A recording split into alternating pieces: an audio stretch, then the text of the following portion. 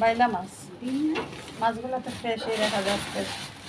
আজকের বাজার খোলা হচ্ছে চিচিং ফাক। এই যে দেখেন ইলিশা, ইলিশ তো এখন অনেক দামি মাছ। কত?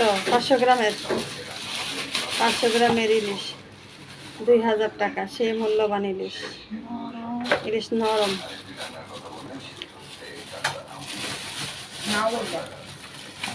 এটাকে হাসিনা মাছ, হাসিনা মাছ না না বাইলা ঘরের না বাইলা, ঘরে ঘরে ইন্ডিয়া গেছে। এটার নাম হইলো হাসিনা মাছ। দেখি হাসিনা মাছটা দেখা একটু।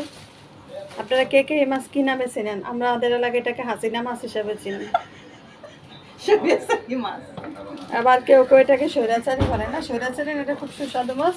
তবে এটা আর এটা হইলো রুই মাছ।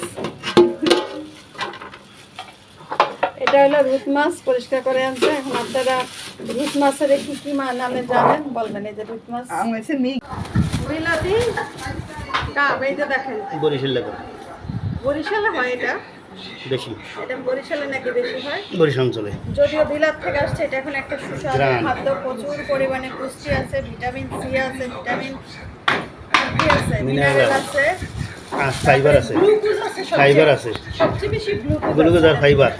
কেউ যদি প্রেশার কম হয়ে যায় তাকে গ্লুকোজ আর খাওয়ায়। ফাইবার এটা ন্যাচারাল ফুড। হ্যাঁ,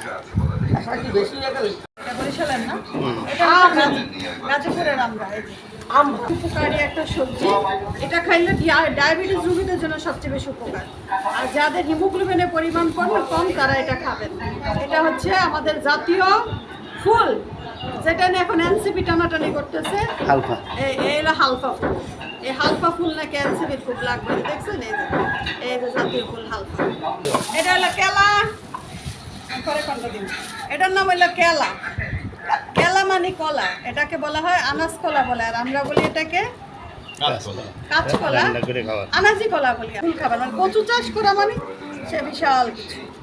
তবে এই জিনিসগুলো হচ্ছে যে প্রচুর ভিতরে যে মাছি ডিম করছে। আর বাপে আর ভাই আজকে কি করছে দেখেন, ফাইবার এটা ন্যাচারাল ফুড। হ্যাঁ।